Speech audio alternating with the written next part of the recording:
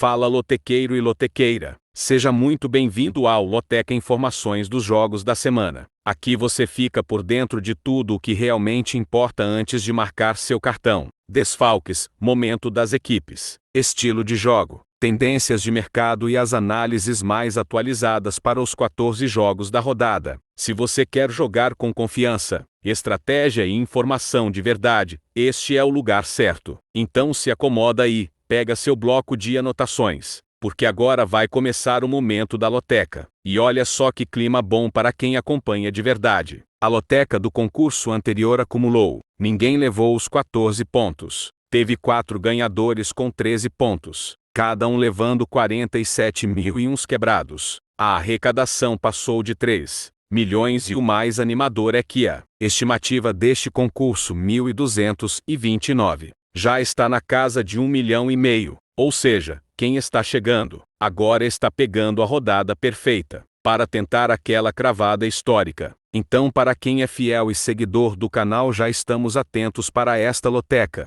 1.229, porque quando acumula assim o valor cresce, o interesse aumenta e a emoção também, e é justamente nessas rodadas, que uma boa análise faz ainda mais diferença e bora, juntos para tentar beliscar esse belo prêmio. Agora se acomoda e pega o bloco de anotações que vai começar o momento da loteca. Jogo 1, Corinthians e São Paulo. O estádio pulsa, a Neoquímica Arena é uma panela prestes a explodir. No meio do turbilhão, o clássico antigo ganha vida com duas torcidas em ebulição, que sabem de cor cada memória do majestoso. O Corinthians entra com a chama do atual campeão do Paulistão, e a história recente de confrontos diretos já deixa o ar carregado. O Timão venceu o último encontro entre as equipes por placar claro em casa, lembrando que, quando a bola rola nesse campo, o alvinegro costuma impor seu ritmo e encontrar espaços como um corredor estreito, que só ele sabe atravessar. Por outro lado, o São Paulo chega como um rival que fez do Clássico um espelho de variações emocionais ao longo da temporada estadual e nacional. O tricolor colecionou momentos de brilho e de tropeços, oscilando da conquista de vitórias marcantes em casa ao revés em outras arenas. E isso deixa a narrativa tensa como uma corda bamba sobre a Neoquímica. Cada tentativa de avanço pode levar à glória ou à queda imediata. No campo de jogo, os desfalques entram como personagens secundários que mudam o enredo. O Corinthians, mesmo sem grandes ausências reportadas para este derby, amarga a ausência de alguns titulares que retornam de problemas físicos e ajustes de elenco de pré-temporada, criando dúvidas sobre quem carregará a tocha da criatividade ofensiva. Já o São Paulo sente a falta de peças importantes em setores fundamentais, criando buracos táticos que podem ser explorados. Sobe a pressão esmagadora da torcida adversária. O ritmo recente das duas equipes imprime um cenário de choque de estilos. O Corinthians chegou ao seu maior torneio estadual como defensor do título, e com a responsabilidade de manter a chama acesa, após uma sequência que misturou vitórias e empates na reta final, mostrando um time que sabe ajustar os ponteiros conforme o cronômetro avança. Enquanto isso, o tricolor tem vivido altos e baixos que dão à sua trama um tom imprevisível, oscilando entre momentos de inspiração e fases em que a construção de jogadas parece se perder em becos sem saída, criando uma sensação de urgência e até de desespero silencioso. Quando olha para o placar e percebe que o rival já pôs a mão na bola com mais firmeza. Não podemos esquecer a força do mando de campo neste duelo. A torcida corintiana empurra como se cada passe fosse uma promessa, cada desarme um hino que ecoa nas arquibancadas, e cada escanteio uma fagulha pronta para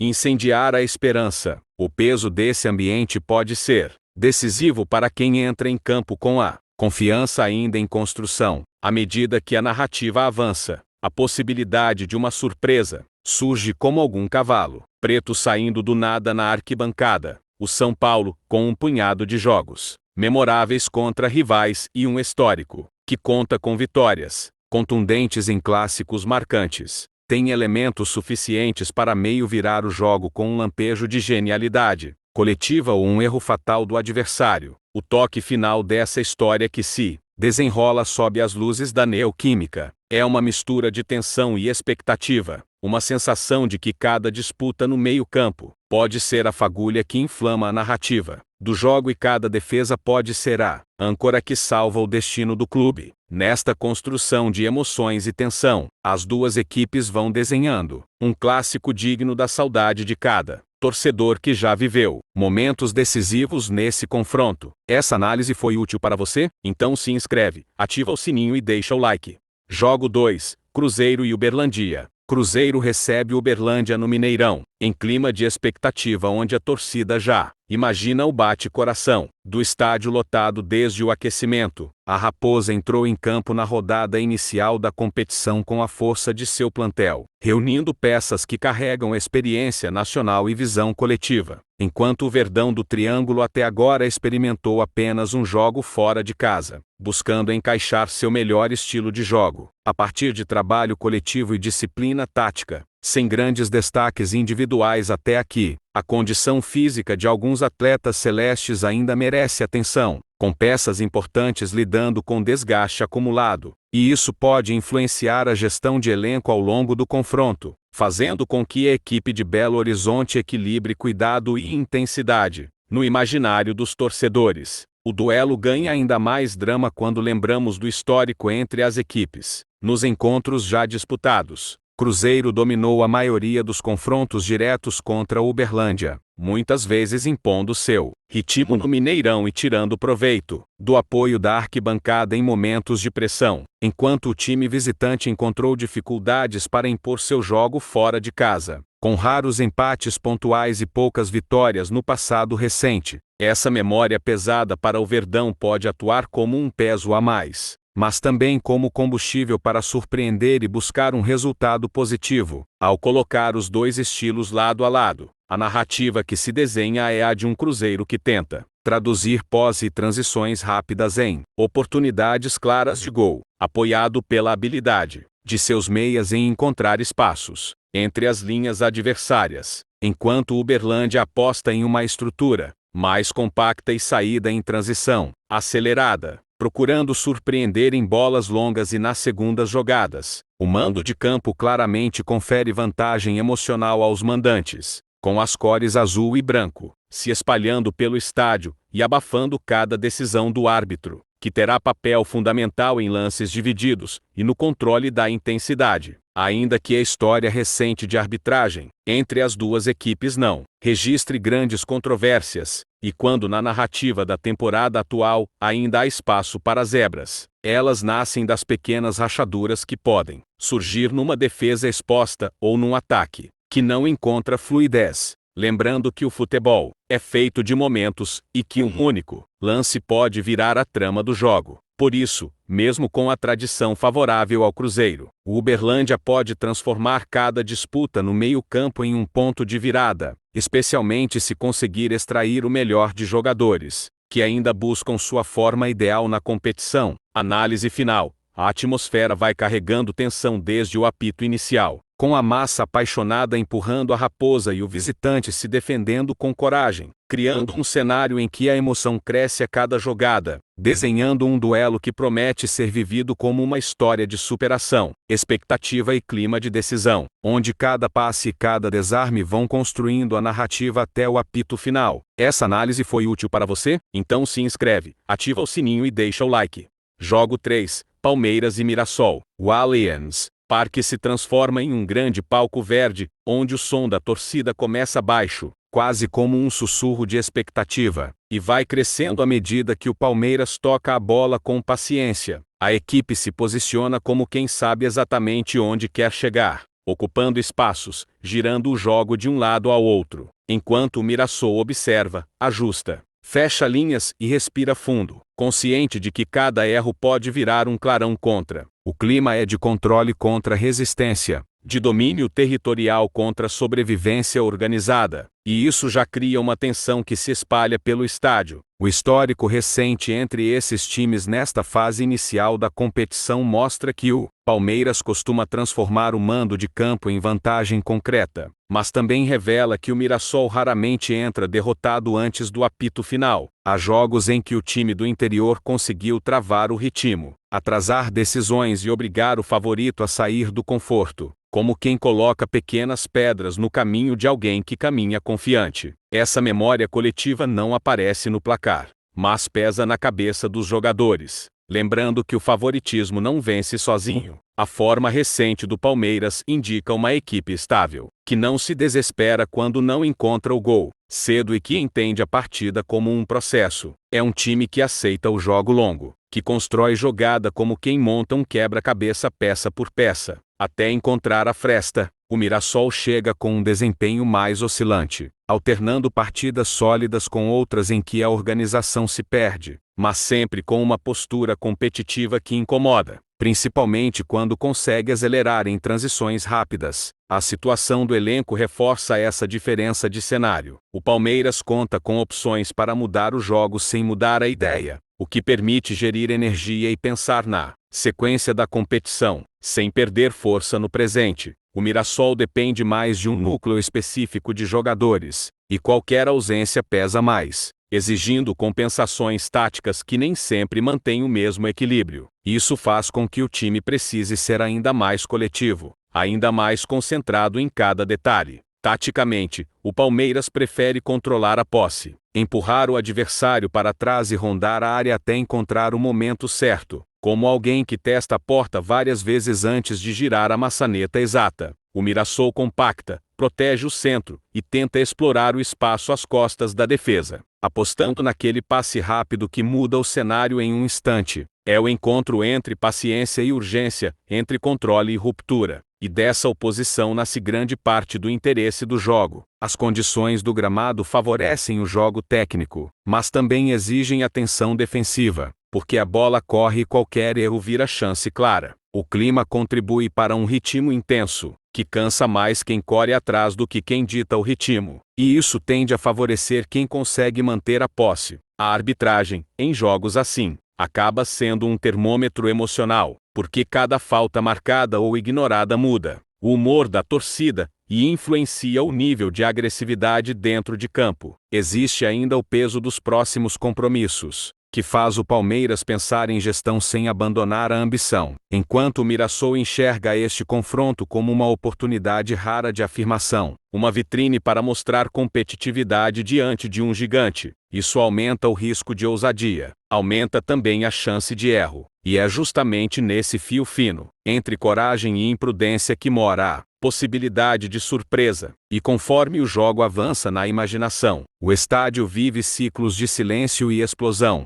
A torcida prende o ar em cada cruzamento, solta em cada chute, e os jogadores sentem essa energia como uma corrente elétrica nas pernas. Análise final. O Palmeiras tenta transformar controle em resultado, o Mirassol tenta transformar resistência em história, e o confronto ganha uma atmosfera de decisão que vai muito além dos pontos, como se cada lance escrevesse uma pequena linha na memória do torcedor. Essa análise foi útil para você? Então se inscreve, ativa o sininho e deixa o like. Jogo 4. Volta Redonda e Flamengo. O estádio vibra com um som mais agudo quando o Flamengo entra em campo com um elenco jovem, e essa diferença é sentida no ar como uma mudança de temperatura. O Volta Redonda observa do outro lado com olhos atentos, como quem percebe uma brecha rara na muralha vermelha e preta, e a torcida local transforma a expectativa em coragem, empurrando cada passo do time da casa. O jogo nasce com um roteiro diferente do habitual, porque o peso da camisa agora divide espaço com a leveza e a inexperiência de quem ainda escreve as próprias primeiras linhas. O histórico recente entre essas equipes mostra que o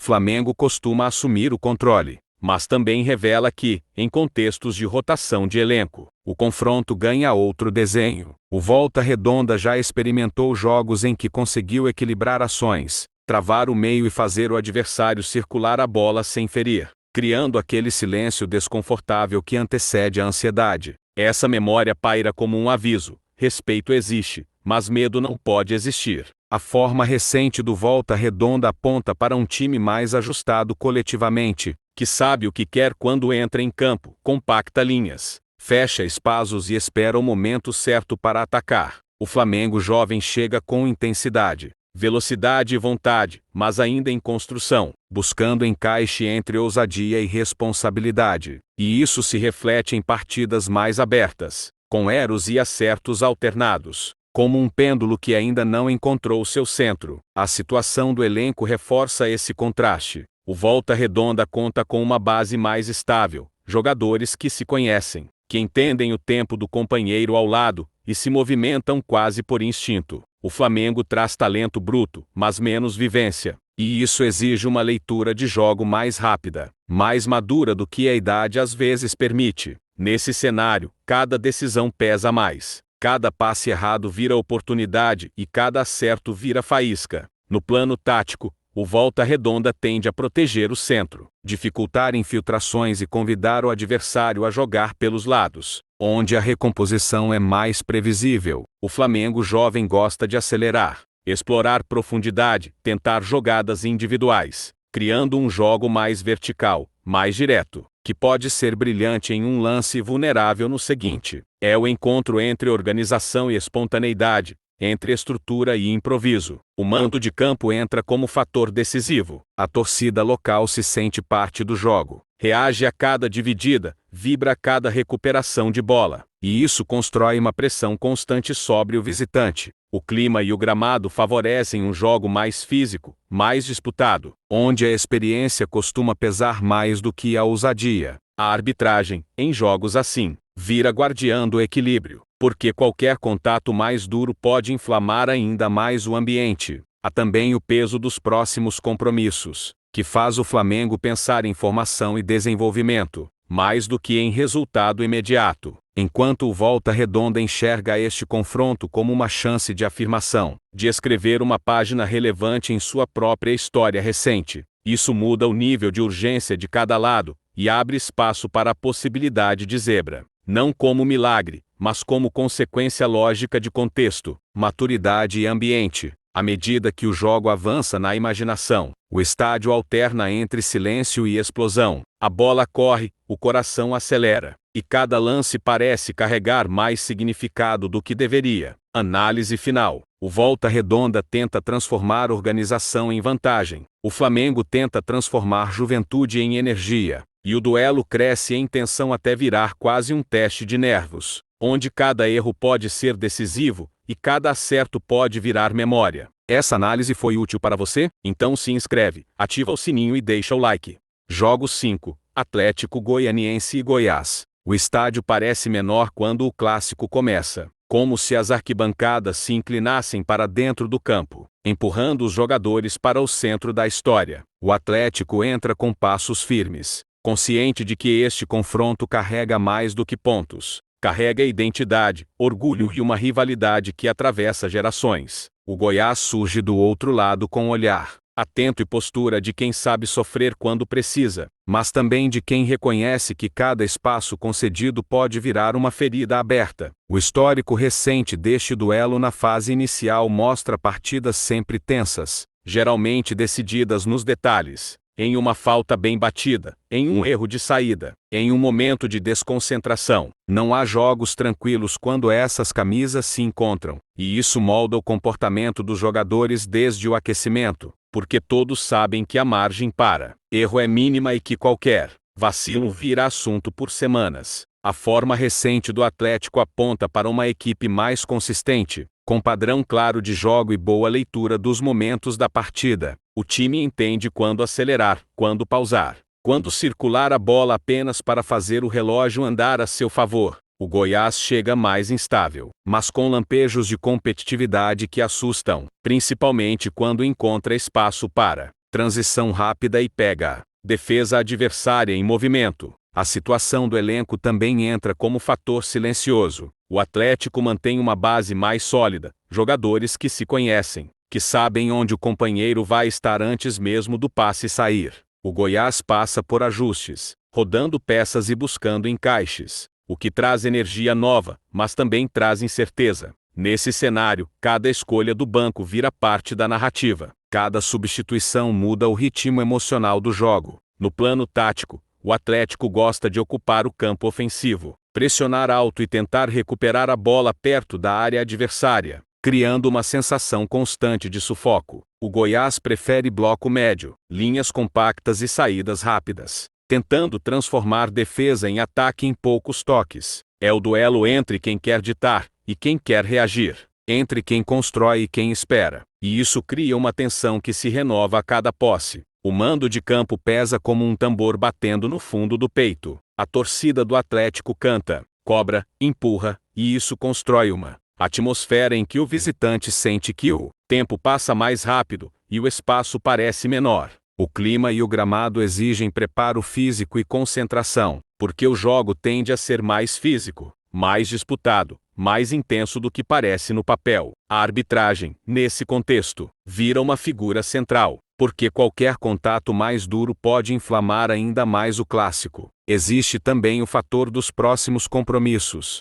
que faz o Atlético pensar em administrar energia sem perder competitividade, enquanto o Goiás vê este jogo como oportunidade de afirmação, uma chance de ganhar confiança e virar a chave da temporada. Isso aumenta o risco, aumenta a coragem e, com isso, aumenta também a possibilidade de surpresa, de um lance isolado mudar todo o roteiro. E conforme o jogo cresce em tensão, o estádio vive aquele movimento quase coreografado de silêncio e explosão, o suspiro coletivo antes do chute, o grito que vem depois, o gesto de frustração, o abraço inesperado. Análise final. O Atlético tenta transformar controle em vitória. O Goiás tenta transformar resistência em narrativa heróica. E o clássico se desenha como um teste de nervos, de maturidade e de capacidade de suportar a própria pressão. Essa análise foi útil para você? Então se inscreve, ativa o sininho e deixa o like. Jogo 6, Vasco e Nova Iguaçu. O estádio ganha um tom diferente quando o Vasco entra em campo, como se a história caminhasse junto com os jogadores, e a torcida transforma cada toque na bola em expectativa. O Nova Iguaçu observa do outro lado com uma postura de respeito ativo, consciente de que enfrenta um gigante, mas também sabendo que gigantes tropeçam quando subestimam o caminho. O jogo começa com essa tensão invisível, entre quem carrega o peso da tradição e quem carrega a leveza de quem não tem nada a perder. O histórico recente entre essas equipes nesta fase inicial mostra um Vasco geralmente dominante no mando de campo, mas também revela jogos em que o Nova Iguaçu conseguiu incomodar, fechar espaços e transformar o confronto em algo mais físico e mais emocional do que técnico. Há memórias de partidas em que o favorito rodou a bola sem encontrar o caminho do gol, enquanto o azarão crescia em confiança a cada minuto sobrevivido. E isso ainda ecoa na cabeça de quem entra em campo hoje. A forma recente do Vasco indica um time em busca de afirmação, alternando momentos de controle com lapsos de desconcentração que custam caro. É uma equipe que tenta se impor, mas ainda aprende a lidar com a própria ansiedade, principalmente quando joga diante de sua torcida. O Nova Iguaçu chega mais estável dentro da própria proposta, consciente de suas limitações, mas muito disciplinado, com um padrão claro de compactação defensiva e transição rápida que já rendeu bons resultados contra adversários mais fortes. A situação do elenco amplia esse contraste. O Vasco possui mais opções e mais qualidade individual, mas também carrega mais pressão sobre cada escolha, cada substituição, cada erro. O Nova Iguaçu depende mais de um núcleo específico, jogadores que se conhecem bem e que executam a proposta quase de forma automática, o que dá ao time uma coesão difícil de quebrar. Nesse cenário, o coletivo muitas vezes pesa mais do que o talento isolado. No plano tático, o Vasco gosta de ocupar o campo ofensivo, empurrar o adversário para trás e buscar infiltrações pelo meio e pelos lados. Mas ainda precisa transformar posse em profundidade com mais consistência. O Nova Iguaçu compacta, protege o centro e tenta explorar o espaço às costas da defesa, apostando em bolas longas e em acelerações rápidas que podem pegar o rival desorganizado. É o duelo entre quem quer construir e quem quer surpreender. O mando de campo entra como força e como peso. A torcida do Vasco empurra, canta, cobra. E essa energia pode ser combustível ou fardo, dependendo de como o time responde aos primeiros minutos. O clima e o gramado favorecem um jogo intenso, com muitas disputas físicas, e isso tende a beneficiar quem mantém concentração e equilíbrio emocional. A arbitragem, nesse ambiente, precisa ser firme para evitar que a tensão transborde para além do futebol. Existe ainda o fator dos próximos compromissos, que faz o Vasco pensar em gestão sem abandonar a ambição, enquanto o Nova Iguaçu enxerga este confronto como uma chance rara de afirmação, uma oportunidade de escrever uma página relevante em sua própria história recente. Isso aumenta a disposição para arriscar, do lado visitante, e aumenta a responsabilidade do lado mandante, criando um equilíbrio emocional curioso. E conforme o jogo cresce em intensidade, o estádio alterna entre silêncio e explosão. A bola corre, o coração acelera, e cada lance parece carregar mais significado do que deveria. Análise final. O Vasco tenta transformar controle em tranquilidade. O Nova Iguaçu tenta transformar resistência em surpresa, e o confronto se desenha como uma narrativa de tensão crescente, em que cada minuto parece mais decisivo que o anterior. Essa análise foi útil para você? Então se inscreve, ativa o sininho e deixa o like. Jogo 7. Ipiranga e Internacional. O Colosso da Lagoa parece respirar junto com a torcida quando o jogo começa, e o Ipiranga entra em campo com aquela postura típica de quem sabe que, em casa, cada metro do gramado é uma trincheira. Do outro lado, o Internacional pisa com a confiança de quem carrega um elenco mais qualificado, mas também com a consciência de que esse tipo de visita costuma ser mais áspera do que parece no papel. O clima é de respeito tenso, de expectativa contida, como se todos aguardassem o primeiro estalo que vai mudar o tom da partida. O histórico recente entre essas equipes nesta fase inicial mostra confrontos mais equilibrados do que muitos imaginam, especialmente quando o Ipiranga atua em casa. Há memórias de jogos em que o time do interior conseguiu travar o ritmo, fechar espaços e obrigar o rival a circular a bola sem encontrar profundidade, criando aquela sensação de domínio estéril que desgasta mentalmente. Isso pesa na preparação, porque o Internacional sabe que não basta ter a bola, é preciso saber o que fazer com ela. A forma atual do Ipiranga indica uma equipe organizada, disciplinada e competitiva, que entende seus limites, mas também conhece bem suas forças, principalmente na compactação defensiva e na bola parada. O Internacional chega com mais talento individual e mais variações ofensivas, mas ainda ajusta engrenagens, buscando transformar pós em efetividade com mais naturalidade. Em alguns jogos, o controle é claro, mas a criação esbarra na própria ansiedade de resolver cedo. A situação do elenco reforça esse contraste.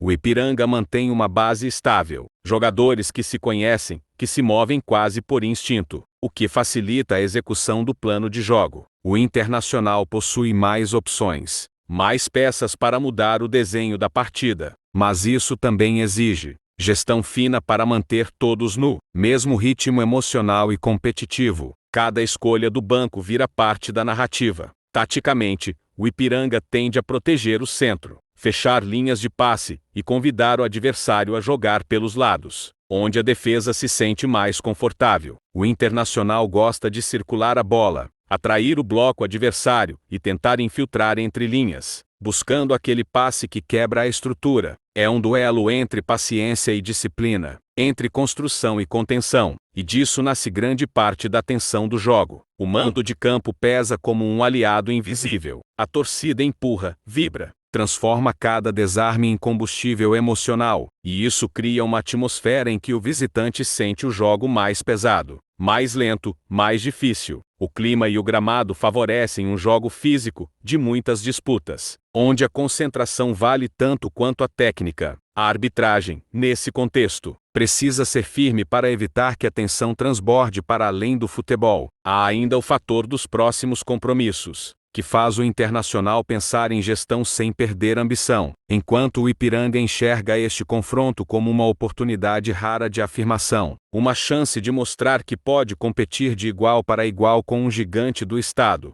Isso aumenta a coragem do mandante e aumenta a responsabilidade do visitante, criando um equilíbrio emocional curioso que alimenta a possibilidade de surpresa. E conforme o jogo cresce em intensidade, o estádio alterna entre silêncio e explosão, o suspiro coletivo antes do chute, o grito que vem depois. o gesto de frustração, o abraço inesperado. Análise final. O Ipiranga tenta transformar organização em resistência. O Internacional tenta transformar controle em vantagem. E o duelo se desenha como uma história de tensão crescente, em que cada lance parece mais pesado do que o anterior. Essa análise foi útil para você? Então se inscreve, ativa o sininho e deixa o like.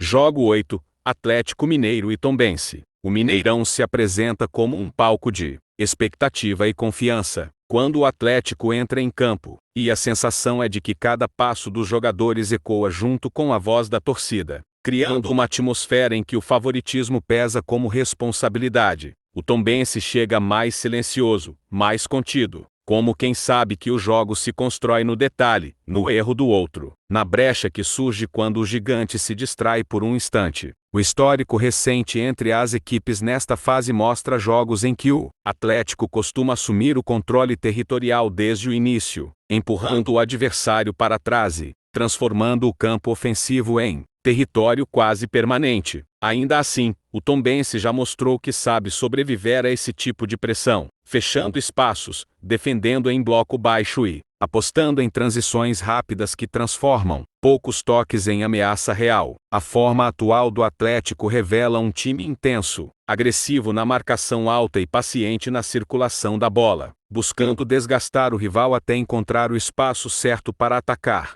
O Tombense vive um momento de organização defensiva e espírito competitivo, com um coletivo que compensa limitações técnicas, com disciplina tática e leitura de jogo, especialmente quando precisa resistir longos períodos sem a posse. A situação do elenco também influencia essa dinâmica. O Atlético possui mais opções, mais profundidade e mais capacidade de alterar o desenho do jogo ao longo da partida, enquanto o Tombense trabalha com um grupo mais enxuto, em que cada ausência pesa mais e cada titular carrega uma parcela maior de responsabilidade. Isso torna a gestão física e emocional um fator determinante, conforme o jogo avança. O estilo de jogo do Atlético privilegia amplitude, mobilidade ofensiva e ocupação constante do último terço, tentando desmontar a defesa adversária com trocas rápidas e infiltrações por dentro. O Tombense prefere proteger o centro, induzir o jogo para as laterais e transformar cada recuperação de bola em oportunidade de acelerar. Como se cada contra-ataque fosse um teste de sobrevivência e coragem, o mando de campo pesa como uma força invisível, empurrando o Atlético para frente e comprimindo o Tombense em seu próprio campo, enquanto a arbitragem precisa administrar o contato físico e a tensão crescente para manter o jogo dentro de um fluxo aceitável. As condições do gramado e do clima favorecem um jogo intenso, de ritmo alto, em que a concentração é tão importante quanto a técnica. Análise final. O Atlético usa o equilíbrio entre intensidade e preservação, enquanto o Tombense enxerga esta partida como uma vitrine, uma chance de medir forças e talvez surpreender, alimentando aquela sensação de que, no futebol, o improvável às vezes encontra espaço para acontecer. E assim o jogo se constrói como uma narrativa de paciência contra resistência, de ataque contra contenção, em que cada minuto adiciona uma camada de pressão e expectativa. Cada passe errado parece mais pesado, cada defesa parece mais decisiva, até que o estádio inteiro parece prender a respiração, à espera do momento que vai definir tudo. Essa análise foi útil para você? Então se inscreve, ativa o sininho e deixa o like. Jogo 9. Figueirense e Avaí. O estádio amanhece com aquela tensão que só um clássico local consegue produzir. E desde cedo o ambiente já parece mais pesado, como se o ar carregasse histórias antigas, provocações silenciosas, e a lembrança de tantos duelos que moldaram a rivalidade entre Figueirense e Avaí. O campo ainda vazio já anuncia que não será apenas mais um jogo, será um encontro em que cada dividida carrega passado, presente e futuro. Quando a bola começa a rolar, o Figueirense tenta se impor pelo mando de campo, buscando controlar o ritmo, ocupar o campo ofensivo e transformar posse em pressão constante. O Avaí responde com uma postura mais paciente, esperando o momento certo para acelerar, como quem observa o adversário até perceber a menor falha de posicionamento para atacar o espaço que surge. O histórico recente entre eles nesta fase mostra confrontos equilibrados, marcados por poucos espaços, muito contato físico e decisões em detalhes mínimos, como uma bola parada bem executada, ou um erro de saída que muda completamente o rumo do jogo. Isso cria um cenário em que nenhum dos lados se sente confortável para se expor demais, e a prudência passa a ser quase tão importante quanto a coragem. A forma atual do Figueirense indica um time que cresce quando empurrado pela torcida, que se organiza melhor defensivamente e tenta acelerar o jogo pelos lados, usando cruzamentos e infiltrações para desorganizar a linha adversária. O Avaí vive um momento de maior consistência coletiva, com linhas compactas e boa leitura para fechar o centro do campo, forçando o rival a jogar onde a defesa se sente mais segura. A situação do elenco pesa de maneira distinta em cada lado. O Figueirense sente mais quando precisa mudar peças ao longo do jogo, porque sua estrutura depende muito da sincronia entre setores. O Avaí, com um elenco um pouco mais profundo, consegue alterar a dinâmica sem perder tanto equilíbrio, o que se torna relevante conforme o jogo avança e o cansaço aparece. O estilo de jogo do Figueirense aposta em intensidade e presença ofensiva, mesmo que isso traga riscos defensivos, enquanto o Avaí prefere a segurança, a leitura fria do jogo e a paciência de quem sabe que o erro do outro costuma ser o melhor aliado. É como um duelo entre o impulso e o controle, entre o desejo de atacar e a arte de esperar. A arbitragem assume um papel delicado nesse contexto, porque cada falta, cada contato mais duro pode inflamar ainda mais os ânimos. Manter o jogo fluido e sob controle se torna essencial para que a partida não se transforme em um conflito emocional fora de controle, e sim em um espetáculo competitivo e intenso. As condições climáticas e o estado do gramado ajudam a sustentar um ritmo alto, mas também exigem concentração constante, porque qualquer escorregão ou bola mal dominada pode virar chance clara do outro lado. Em jogos assim, o detalhe não é apenas importante, ele é decisivo. Análise final. Figueirense e Avaí faz ambos pensarem em dosar esforços, mas nenhum jogador entra em campo pensando no amanhã, quando o clássico está diante dos olhos. Nesse tipo de jogo, o presente engole tudo, e a única coisa que importa é vencer o duelo imediato, custe o que custar. E assim o jogo cresce como uma história que se escreve em tempo real, com capítulos de tensão, pausas de silêncio, explosões de torcida e aquela sensação permanente de que algo grande pode acontecer a qualquer instante, como se o estádio inteiro estivesse suspenso entre a espera e o grito que ainda não saiu. Essa análise foi útil para você? Então se inscreve, ativa o sininho e deixa o like. Jogo 10, Fortaleza e Maracanã. O Castelão desperta como um palco armado para uma história que mistura favoritismo, responsabilidade e aquela armadilha silenciosa que só os jogos de fase inicial costumam esconder. O Fortaleza entra em campo sabendo que carrega o peso da expectativa, enquanto o Maracanã chega mais leve, quase invisível aos olhos de quem olha só para o escudo, mas perigosamente solto para jogar sem medo. O histórico recente deste confronto na competição mostra um padrão em que o Fortaleza costuma controlar a posse, empurrar o adversário para trás e transformar o campo em um tabuleiro inclinado, sempre avançando peças, sempre rondando a área. O Maracanã, por sua vez, aprende a sobreviver nesse cenário, fecha espaços por dentro, dobra a marcação nos lados e aposta em transições rápidas como quem guarda uma lâmina no bolso, esperando o momento certo para usar. A forma recente do Fortaleza é de um time que já entende seu próprio modelo, que gira a bola com paciência, que constrói desde trás e que se sente confortável, empurrando o jogo para o campo ofensivo. O Maracanã vem de jogos mais reativos, em que o foco é resistir, organizar-se e aproveitar cada erro do rival como uma oportunidade rara, quase preciosa. A situação do elenco também desenha contrastes claros. O Fortaleza conta com mais opções para alterar o ritmo sem perder estrutura,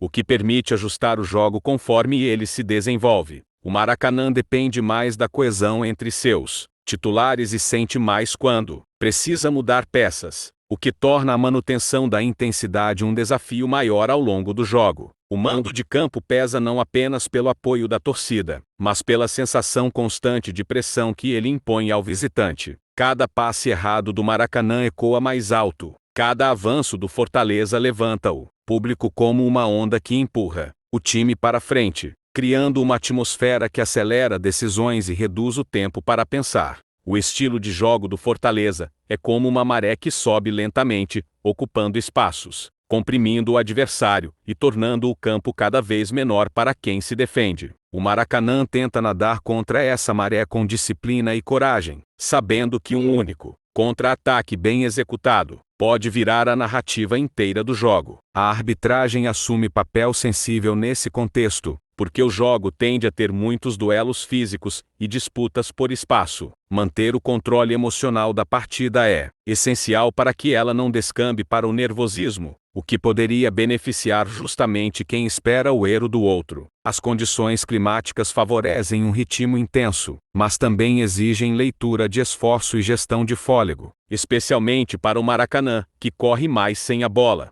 O Fortaleza, com mais posse, controla melhor esse desgaste, enquanto o visitante precisa escolher cuidadosamente quando acelerar e quando simplesmente sobreviver. Análise final. O Fortaleza pensa em dosar energias, mas sem jamais permitir que isso vire relaxamento. O Maracanã, por sua vez, enxerga neste jogo uma chance rara de escrever uma história própria, de transformar resistência em feito, de ser lembrado não pelo que sofreu, mas pelo que usou. E assim o jogo se constrói como um fio esticado entre controle e surpresa, entre a lógica do favoritismo e a poesia da zebra, com o estádio inteiro respirando cada lance como se fosse o último, esperando o momento em que o roteiro previsível pode, de repente, ser rasgado. Essa análise foi útil para você? Então se inscreve, ativa o sininho e deixa o like. Jogo 11, Náutico e Sport. O Arruda respira diferente quando este clássico se aproxima, como se o estádio inteiro soubesse que não é apenas mais um jogo, mas um capítulo que mexe com memória, orgulho e posição na tabela. Náutico e Sport entram carregando histórias que se cruzam há décadas, e isso faz cada passe parecer mais pesado, cada dividida soar mais forte, cada silêncio antes do apito inicial parecer mais longo. O retrospecto recente deste confronto na competição mostra jogos sempre amarrados, intensos, decididos mais por detalhes do que por domínio claro. Mesmo quando um dos lados chega em melhor fase, o clássico costuma nivelar forças, transformando o favoritismo em ilusão e tornando o jogo um território imprevisível. O Náutico vem apresentando uma proposta mais paciente, tentando construir desde trás, valorizando a posse e buscando superioridade pelos lados, enquanto o Sport aposta em um jogo mais vertical, agressivo, com pressão alta e transições rápidas que tentam pegar o rival ainda desorganizado. A situação do elenco também influencia esse desenho. O Náutico demonstra mais estabilidade em suas peças principais, o que dá continuidade ao modelo, enquanto o Sport chega com mais variações possíveis, capaz de alterar o ritmo ao longo do jogo, mas também mais exposto a oscilações de entrosamento. O mando de campo pesa como um personagem invisível. A torcida do Náutico empurra, cobra, acelera, cria uma atmosfera que transforma o estádio em um caldeirão emocional. Para o Sport, isso significa conviver com vaia, pressão e provocação a cada toque na bola, o que exige controle mental tão grande quanto o controle técnico. As condições climáticas favorecem um jogo físico, de alta intensidade, em que a disputa por espaço e o desgaste vão acumulando camada por camada, como uma maratona dentro de um campo reduzido. Quem administrar melhor esse fôlego tende a ganhar vantagem nos minutos finais. A arbitragem assume papel crucial em um clássico assim, porque pequenas faltas, cartões e decisões em momentos-chave podem inflamar ainda mais um ambiente já carregado, alterando completamente o comportamento das equipes. Análise final. Os próximos compromissos também rondam a cabeça dos treinadores, que precisam equilibrar a necessidade de vencer um rival direto com a gestão de desgaste do elenco, evitando transformar o clássico em um custo alto demais para a sequência da competição. E é aí que surge a sombra da zebra, não como surpresa estatística, mas como efeito emocional. Um erro, uma expulsão, um desvio inesperado podem inverter tudo. porque neste jogo a lógica nunca entra sozinha em campo, ela sempre vem acompanhada de nervosismo, coragem e medo de errar. Essa análise foi útil para você? Então se inscreve, ativa o sininho e deixa o like. Jogo 12. Bragantino e Botafogo. O estádio parece mais silencioso do que o normal antes deste confronto, como se todos estivessem prendendo a respiração, para entender que tipo de jogo vai nascer ali. Bragantino e Botafogo entram em campo carregando expectativas diferentes, mas a mesma urgência, porque nesta fase cada ponto tem peso emocional e estratégico. Cada erro custa mais do que apenas um resultado. O histórico recente entre eles mostra confrontos de ritmo alto, com poucos momentos mortos, quase sempre definidos por quem consegue impor sua identidade primeiro. Quando o Bragantino acelera pelos corredores e empurra a linha defensiva do rival para trás, o jogo ganha cara de controle territorial. Mas quando o Botafogo encontra espaço para respirar e sair jogando, a partida se transforma em transição, em troca rápida de golpes. A forma recente do Bragantino aponta para um time que sabe o que quer, que constrói com paciência e tenta atrair a marcação para depois explorar o espaço nas costas da defesa, como quem puxa o elástico até o limite antes de soltar. Já o Botafogo vem mostrando uma postura mais reativa, confortável em se fechar, esperar o erro e atacar o espaço livre, como um corredor que guarda energia para o sprint final. A situação do elenco também pesa nesse equilíbrio. O Bragantino apresenta mais continuidade nas peças centrais do seu jogo, o que dá fluidez e repetição de movimentos, enquanto o Botafogo alterna mais, testando soluções, o que pode ser riqueza tática, mas também risco de falta de sincronização em momentos decisivos.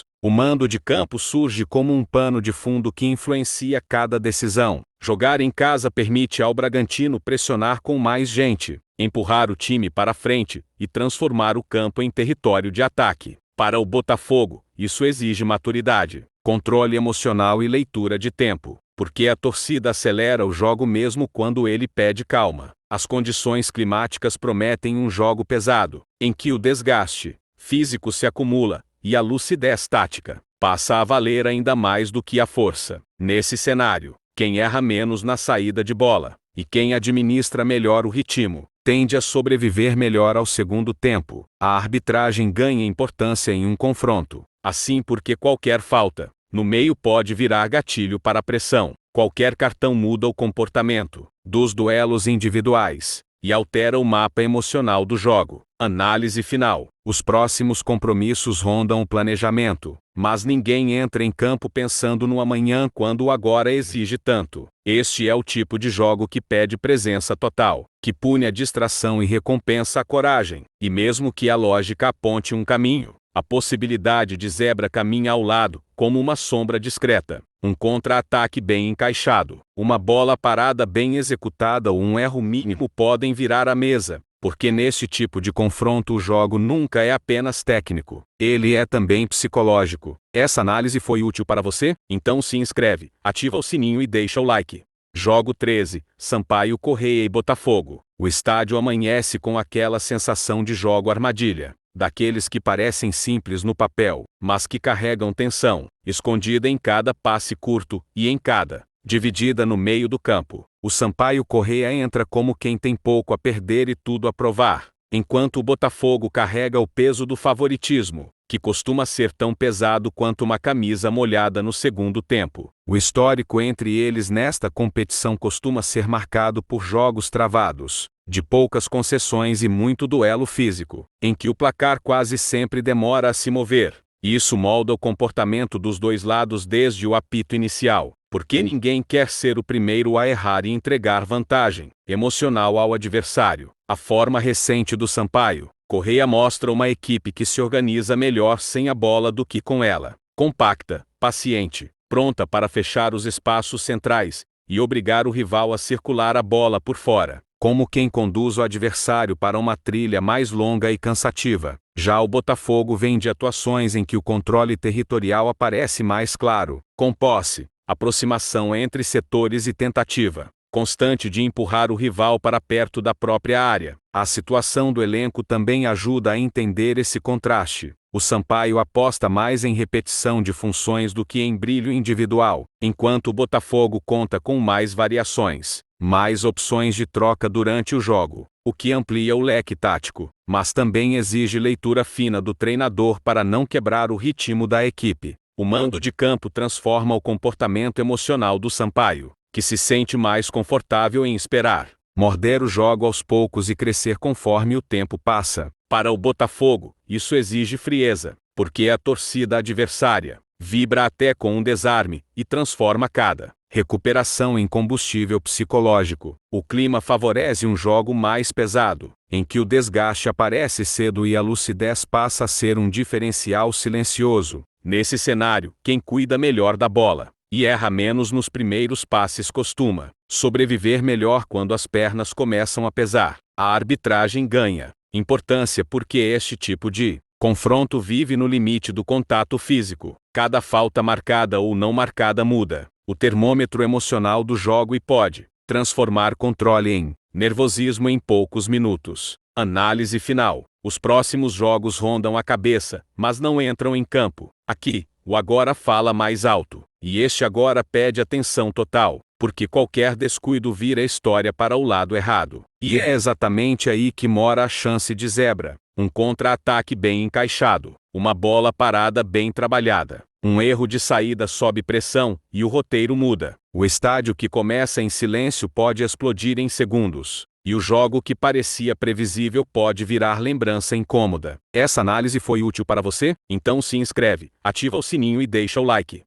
Jogo 13, Sampaio Corrêa e Botafogo. O estádio amanhece com aquela sensação de jogo armadilha, daqueles que parecem simples no papel, mas que carregam tensão, escondida em cada passe curto e em cada dividida no meio do campo. O Sampaio Corrêa entra como quem tem pouco a perder e tudo a provar, enquanto o Botafogo carrega o peso do favoritismo, que costuma ser tão pesado quanto uma camisa molhada no segundo tempo. O histórico entre eles nesta competição costuma ser marcado por jogos travados, de poucas concessões e muito duelo físico, em que o placar quase sempre demora a se mover. Isso molda o comportamento dos dois lados desde o apito inicial, porque ninguém quer ser o primeiro a errar e entregar vantagem emocional ao adversário. A forma recente do Sampaio Corrêa mostra uma equipe que se organiza melhor sem a bola do que com ela. Compacta, paciente, pronta para fechar os espaços centrais e obrigar o rival a circular a bola por fora, como quem conduz o adversário para uma trilha mais longa e cansativa. Já o Botafogo vem de atuações em que o controle territorial aparece mais claro, com posse, aproximação entre setores e tentativa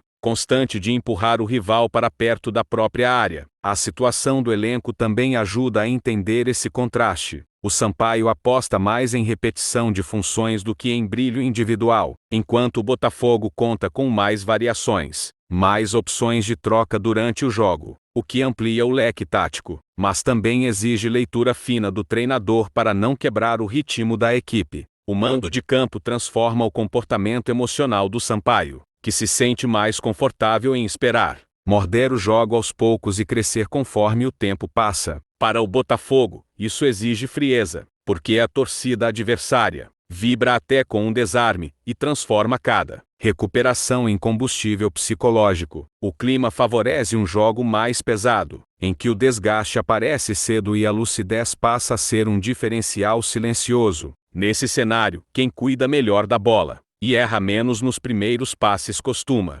sobreviver melhor quando as pernas começam a pesar. A arbitragem ganha importância porque este tipo de confronto vive no limite do contato físico. Cada falta marcada ou não marcada muda o termômetro emocional do jogo e pode transformar controle em nervosismo em poucos minutos. Análise final. Os próximos jogos rondam a cabeça, mas não entram em campo. Aqui, o agora fala mais alto, e este agora pede atenção total, porque qualquer descuido vira história para o lado errado. E é exatamente aí que mora a chance de zebra. Um contra-ataque bem encaixado, uma bola parada bem trabalhada, um erro de saída sob pressão e o roteiro muda. O estádio que começa em silêncio pode explodir em segundos, e o jogo que parecia previsível pode virar lembrança incômoda. Se essa leitura te ajudou a entender melhor os jogos de hoje, Deixa o like porque isso ajuda muito o canal a crescer. Se inscreve no canal, porque todo dia tem leitura dos jogos e toda semana tem análise completa da loteca. Amanhã eu volto com o placar plausível dos jogos do dia, então passa aqui de novo. Menos palpite, mais leitura de jogo. Valeu!